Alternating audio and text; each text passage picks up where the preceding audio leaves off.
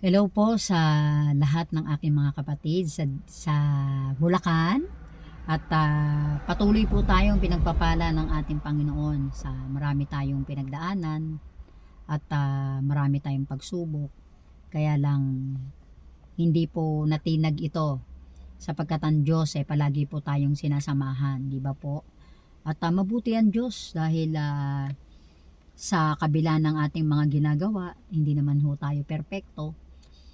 Ang Diyos pa rin po ang gumagalaw at nagbibigay sa atin ng pagpapala. Unang-una po, ang pagpapala po na to ay pagpapala po ng karunungan para sa lahat. Amen? Ang mag-aral po tayo ng salita ng ating Panginoon. Sino yung may Bible sa cellphone? Paki-open nyo po yung Bible nyo para maintindihan po natin at makatotohanan po ang salita ng ating Panginoon. Ang sermon po natin ngayon, pag-uusapan is Jesus, the Bread of Life. Sabi dito, ang Panginoon ang tinapay ng buhay. Marami nagtatanong, ano po ba ito? Yung sinasabing tinapay ng buhay. This is not a literal. This is a spiritual life. No? Kaya nga, ang salita ng Diyos is very powerful. So, binibigay ito ng Panginoon sa bawat isa kung ito ay ating ginagamit. So, ganun din, sa salita ng ating Panginoon, siya ang tinapay ng buhay. Kaya, ang sabi dito sa Juan 6:35, basahin po natin sa Juan 6:35. Sinasabi sa kanila ni Jesus, "Ako ang tinapay na nagbibigay buhay. Ang lumalapit sa akin ay hindi na magugutom kailanman." Yan ang sabi ng ating Panginoon. Hallelujah. So, ang sabi pa dito, lahat ng tao ay naghahanap ng makapagbibigay ng kasiyahan at kapayapaan. Marami ang naghahanap nito sa pera, pagkain, trabaho, relasyon at tagumpay. Ngunit gaano mang karami ang makantam natin, may gutom pa rin sa ating puso na hindi kayang punuan ng mga bagay sa mundo. So ibig sabihin, kahit nasa atin na po ang lahat, kung wala pong salita ng ating Panginoon sa buhay ng bawat isa, hindi po tayo magiging maunlad na tunay. Hindi tayo magiging masaya, wala tayong kapayapaan, sapagkat ang kapayapaan ay sa Diyos lamang po nanggagaling ang lahat ng ito. Ang sabi dito, si Jesus ang nagsabi, "Ako ang tinapay ng buhay." Siya lamang ang tunay na makakapuno sa pangangailangan ng ating kaluluwa. Amen. Bago po ang lahat, tayo po ay manalangin. Tumungo ang bawat isa. Mag-respect po tayo sa ating Panginoon at kuhainin natin ang karunungan at presensya ng Diyos. Dakilang Diyos, Ama namin sa langit, salamat po ng marami, Panginoon, sa karunungan na ibibigay mo ngayong araw na ito. Ikaw pa ang sumama sa iyong lingkod. Ikaw po ang magbigay sa akin ng karunungan at ilayo mo po kami. Ilayo mo po ako sa mga distraction. Maging mga tao na makikinig, mga kapatid kong ito sa Bulacan, makikinig ng iyong mga salita. Ipasok nila ito sa kanilang isip, sa puso, at gawin nila ito sa pang-araw-araw ng kanilang buhay. Lord, salamat po na marami sa pagpapala tubig na palagi naming nailalagay sa aming katawan. Ngunit sinabi mo, Panginoon, napakahalaga ang pagkain ng buhay ay ikaw. Ikaw, O Diyos, na nabibigay ng kapayapaan, karunungan sa bawat isa. Salamat po na marami. Patawad po sa aming mga nagawang kasalanan. Samahan mo po kami sa araw na ito. Sa iyo pong pinakamataas na papuri pagsamba. Amen in amen. Palakpakan muna natin ang ating Panginoon para mas lalo nating papurihan ang ating Diyos. Masaya ang Panginoon pag naglilingkod tayo, umaawit, gaya nagbabible tayo. Masaya ang langit. Yun nga yung sinasabi, lahat ng anghel masaya kapag tayo po ay pinaglilingkuran natin ng ating Panginoon. At una, syempre ang ating Panginoon ang sa langit ay masaya kapag tayo po ay nagpupulong-pulong sa iniluwalhati natin siya, inaangat natin siya sa araw-araw ng ating buhay. Amen? Salamat sa bawat isa na nakikinig ng salita natin Panginoon. So number 1, ano ang bread of life? Sabi, ang bread of life ay tumutukoy kay Hesukristo bilang pinagmumulan ng espiritual na buhay. Ano ba yung espiritual na buhay? Para mas lalo natin maintindihan. Kasi marami nagtatanong niya, mga kapatid. Kumakain naman ako, sabi ng ganyan, nagiging malakas ako. Pero ano ba yung sinasabing kalakasan ng Espiritu? Ano yung sinasabing kalakasan na nagmumula sa pagkain na ibinibigay ng ating Diyos? Kung paanong ang tinapay ay nagbibigay ng lakas sa katawan, si Jesus ang nagbibigay ng buhay sa ating espiritu. Nakita niyo po ba yun, mga kapatid? Kaya sabi nga, kapag tayo ay ginamit natin ng Espiritu Santo na ating Panginoon, nababago po ang lahat. Kasi nga, the Word of God is very powerful. Ang salita ng Panginoon, pag tayo nakikinig, nababago ang bawat isa. Nagkakaroon tayo ng wisdom, nagkakaroon tayo ng kapayapaan, at ang mga bagay na mali, hindi na natin ginagawa ito sapagkat ang Santong Espiritu ay nananahan po sa atin at kasama natin siya sa parang araw-araw na ating buhay. Iba po kasi ang Spirit ni Lord. So, ang tao po ay may kauhawan, may kagutuman. Ito po ay yung kauhawan ng mula sa mundo. Amen? Sabi dito sa Juan 6:51, ako ang tinapay na buhay na bumaba mula sa langit. Ang sino mang kumain ng tinapay na ito ay mabubuhay magpakailanman. Nakita niyo yun?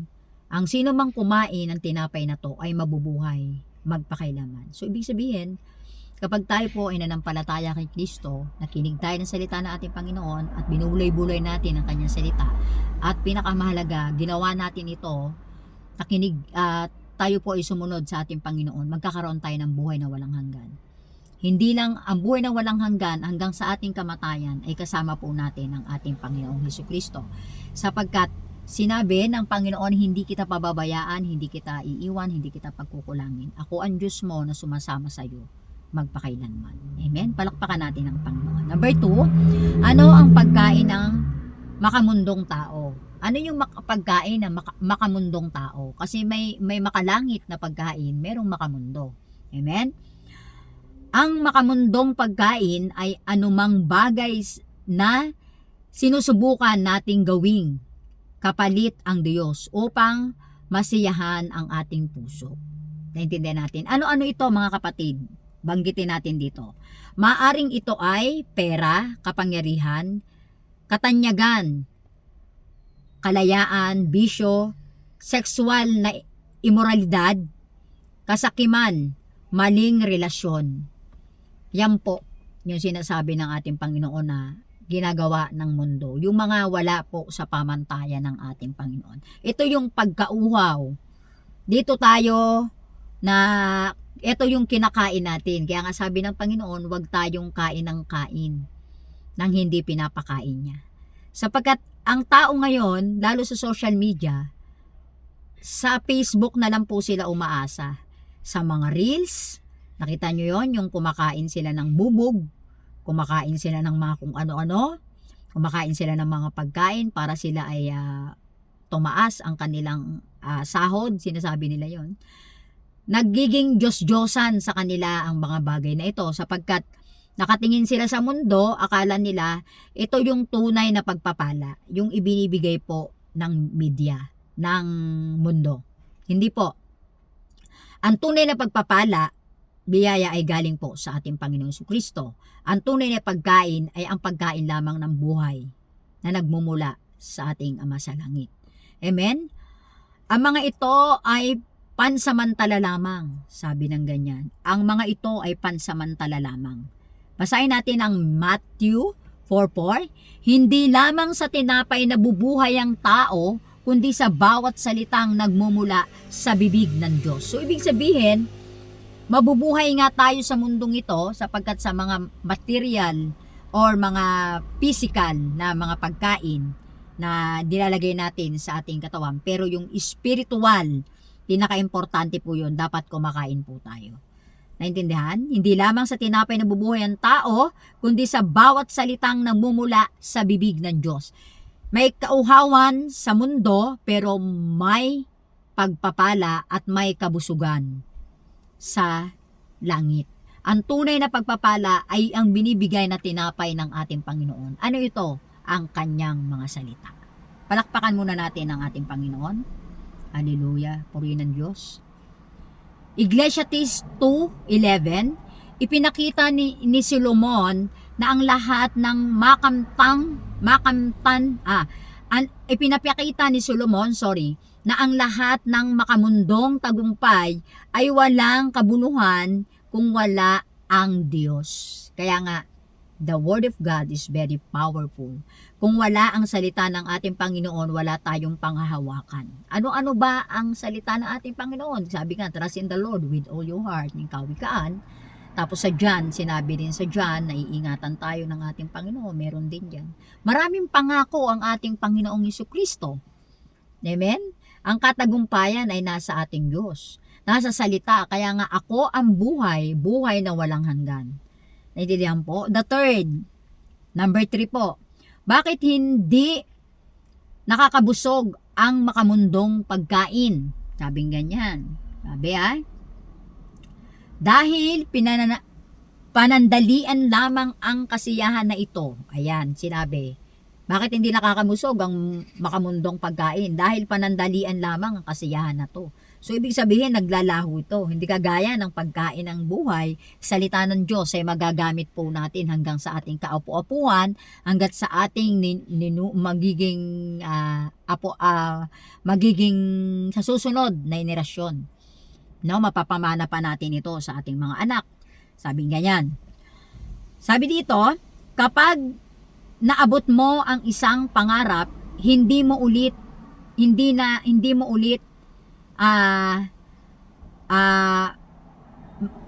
hinahanap mo to ulit.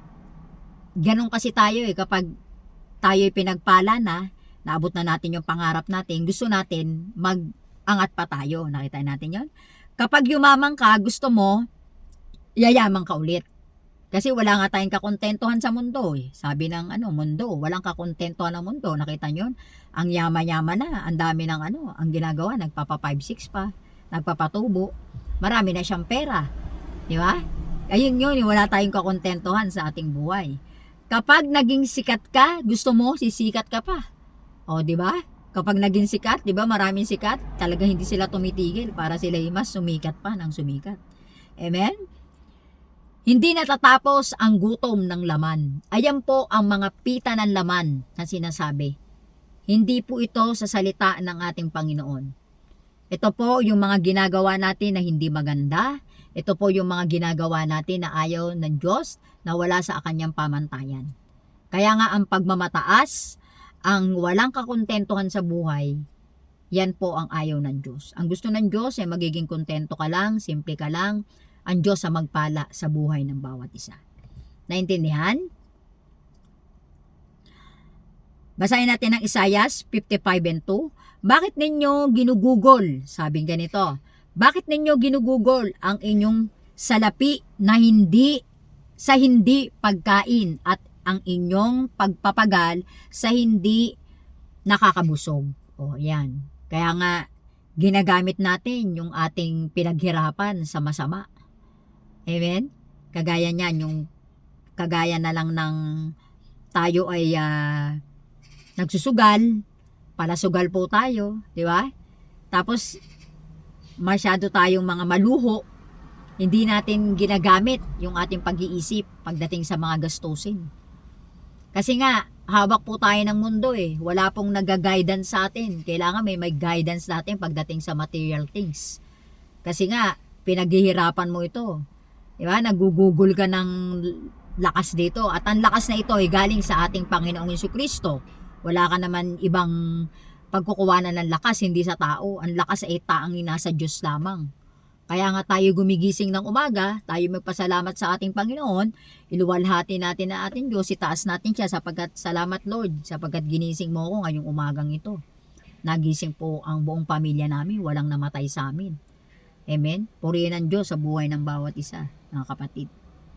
Sabi nga, bakit ninyo ginugugol ang inyong salapi sa hindi pagkain at inyong pagpapagal sa hindi nakakabusog? Hindi po kasi nakakabusog yung mga ganong bagay.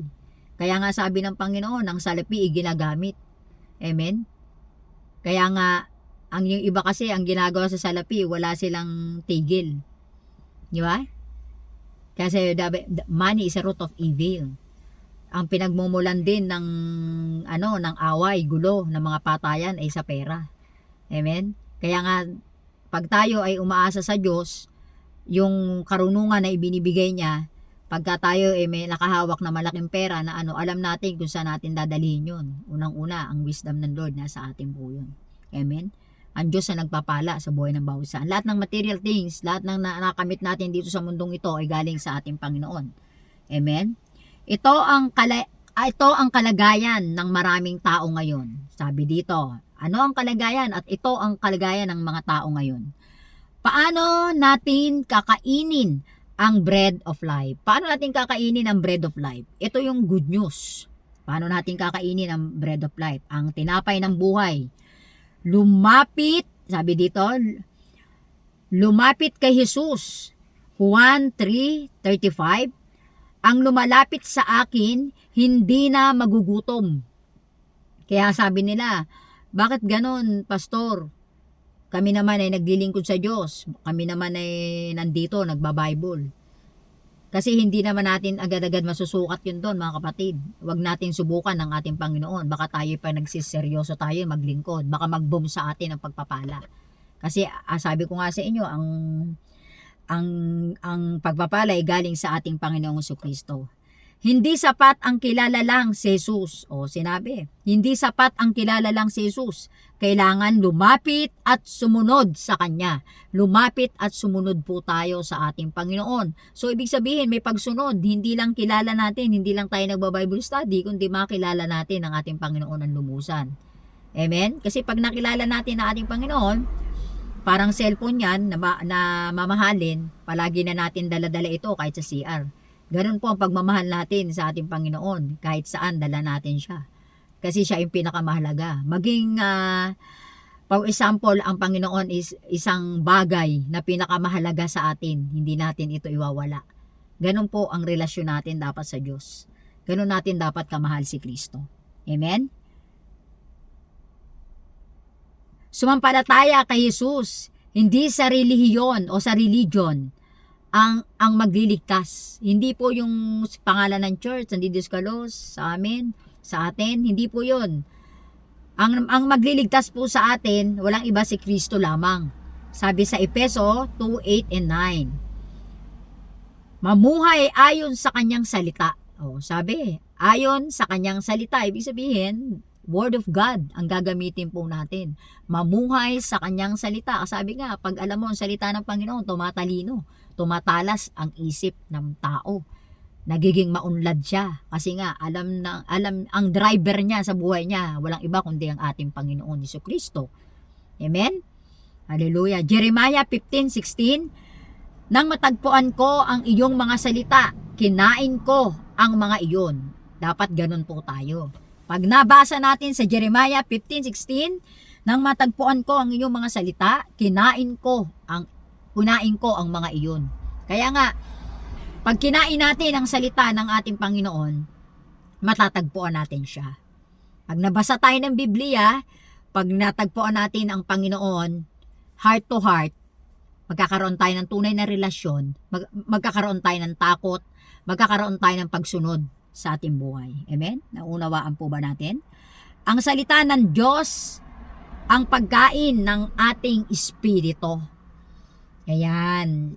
Ang salita ng Diyos ay pagkain ng ating espiritu. Dapat palagi natin pinapakain yung espiritu natin. Ang problema kasi yung espiritu ng panlabas, yun yung lagi natin pinapakain, yung ating laman. Dapat yung spirit, yung soul, yung ating kaluluwa. Amen? Hallelujah.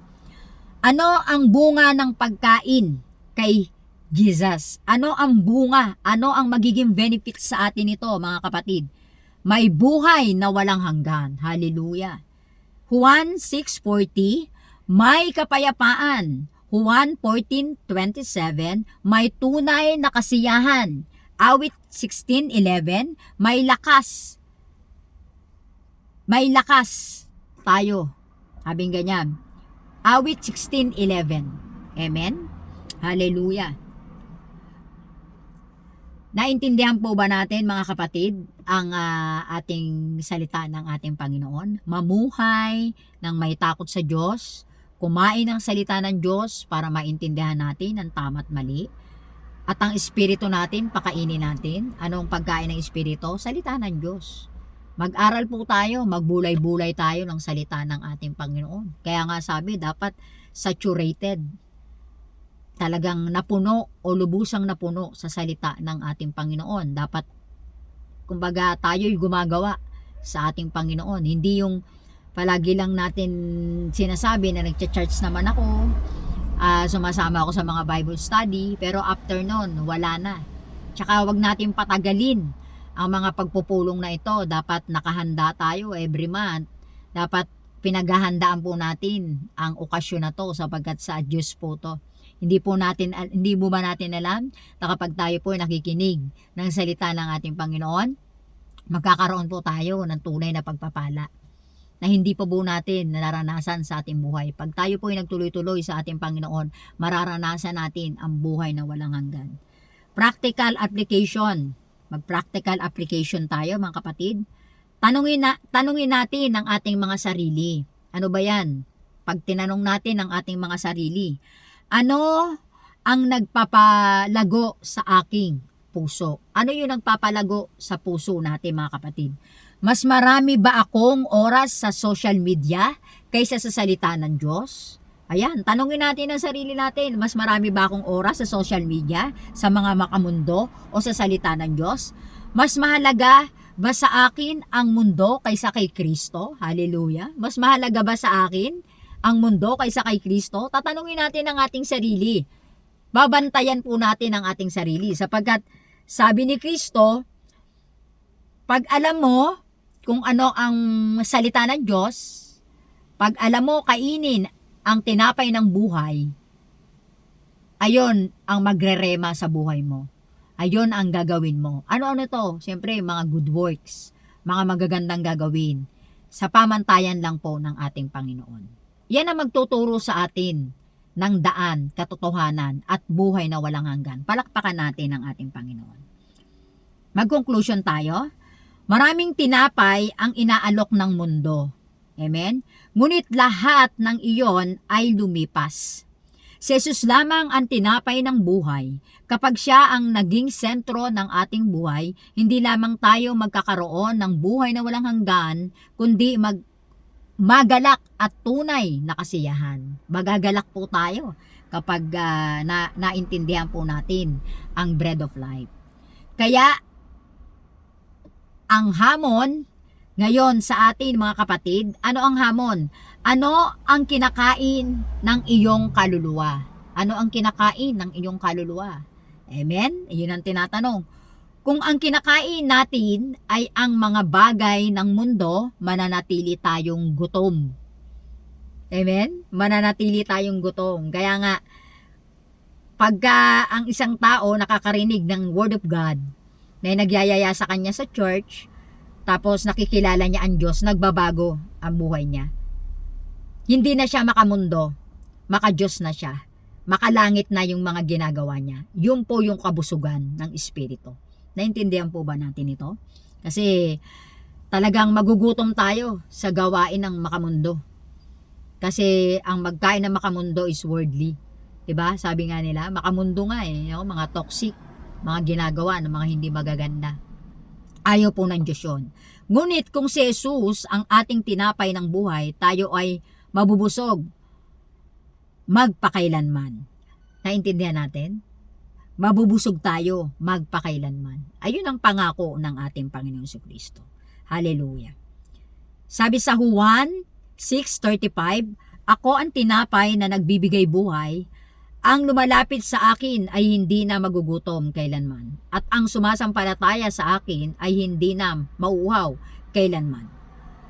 Punuin natin ang ating puso, hindi ng mga bagay na lumipas, kundi ng presensya ni Kristo. Siya lamang ang tinapay ng buhay na tunay na nakakabusog sa ating kaluluwa. Palakpakan natin ang ating Panginoon. Naintindihan po ba natin ito mga kapatid? Naintindihan po ba natin? Ang bawat nilalang ng ating Panginoon ay mayroong pananagutan. Kunyari ako, ikaw, pagmasdan mo ang sarili mo mga kapatid, bakit kaya ang tagal ko na sa ganitong sitwasyon? para wala pa rin akong nare-receive na pagpapala. Amen? Parang ang tagal ko na sa mundong ito, tumanda na ako, pero ganito pa rin yung buhay ko. Kapatid, simula mo nang lumapit sa ating Panginoon sa mga oras na ito. Kaya nga tayo, mahalaga yung meron tayong pakikinig ng salita ng ating Panginoon. This is a bread of life. Ito ang salita ng ating Panginoon Jesucristo. Jesus, the bread of life. Si Jesus ang ating tinapay ng buhay. Kailanman ay hindi na tayo magugutom, hindi na tayo mauuhaw. Mag-aral po tayo ng salita ng ating Panginoon. Kahit sa bahay, magbasa po tayo ng Bible. Kahit isang verse lang po. Sa cellphone, meron po tayo niyan, i-open natin. Para maintindihan po natin. Huwag tayong umasa sa mga preacher, sa mga nagsasalita. So, dapat meron po tayong pangsarili na gawain sa ating Panginoon. Yung pagbabasa po ng Biblia, napaka-importante po sapagkat ang power ng ating Panginoon ay naandun po sa kanyang mga salita. Siya po yun. Kaya nga sabi ng Panginoon, ako at ang salita ay isa. Amen? Kaya, grabe, sabi pa nga, sa Hebreo, ang salita ng Diyos ay may tabak na may magkabilang talim, hindi babalik ng walang nagaganap. Hallelujah. Purihin natin ang Panginoon. Ang topic natin, Juan 6:35, yun ang teksto natin. Sinabi sa kanila ni Jesus, ako ang tinapay na nagbibigay buhay, ang lumalapit sa akin ay hindi na magugutom kailanman. Amen? Tayo po ay manalangin. Dakilang Diyos, salamat po ng marami sa araw na ito sa pagbibigay mo sa amin ng oras. At salamat po sapagkat sinamahan mo po ang iyong lingkod. Ikaw po nagbigay sa akin ng karunungan. Salamat Lord sa mga pagpapala na aming na-receive. Pagpapala ng anuman, Panginoon, ay aming pong tinatanggap ito, pinagpapasalamat at tinataas ka namin sa araw-araw ng aming buhay. Panginoon, nawa ang mga pag-aaral namin ito ay mailapat ng aking mga kapatid sa Bulacan, mailapat nila ito sa kanilang buhay. At maintindihan nila kung ano ang salita ng ating Panginoon, Jesucristo. Lord, salamat po. Patuloy po na magsaliksi kami ng iyong mga salita at patuloy mo kami bigyan ng karunungan sa araw-araw ng aming buhay. Ilayo sa sakit, karamdaman ay wala sa aming karapatan, Panginoon. Ikaw ang Diyos na sumama sa amin. Katagpuin mo po muli kami, Panginoon.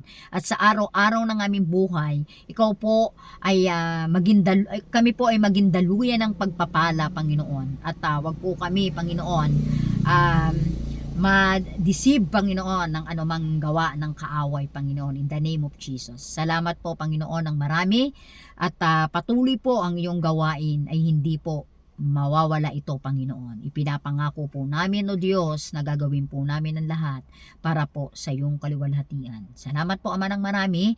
Patawad po sa aming mga nagawang kasalanan. Ikaw po ang mahabag sa amin. Tulungan mo po kami sa aming mga pangangailangan. Amen and amen. Pagpalain po ang lahat. Salamat po ng marami sa inyo at patuloy po tayo na mag-aral ng salita ng ating Panginoon. Salamat po at nawa ay meron tayong naunawaan at sa maikli nating pagsasama at sa video na ito ay ang salita ng Diyos ay mamagitan sa inyong buhay at sa inyong puso. Pinakikilala ko po sa inyo palagi ang Diyos na ating sambahin. Siya ang makatotohanan, siya ang salita noon, ngayon, at magpakailanman. God bless po sa lahat at patuloy po tayong pagpalain. Yun lamang po, Pastora Rose Lisauskas na nag-iiwan po sa inyo na magandang hapon. Ingat po tayong lahat mga kapatid, namimiss ko po na po kayo mga tiga Bulacan. Amen? Hallelujah! Thank you Lord, thank you Jesus.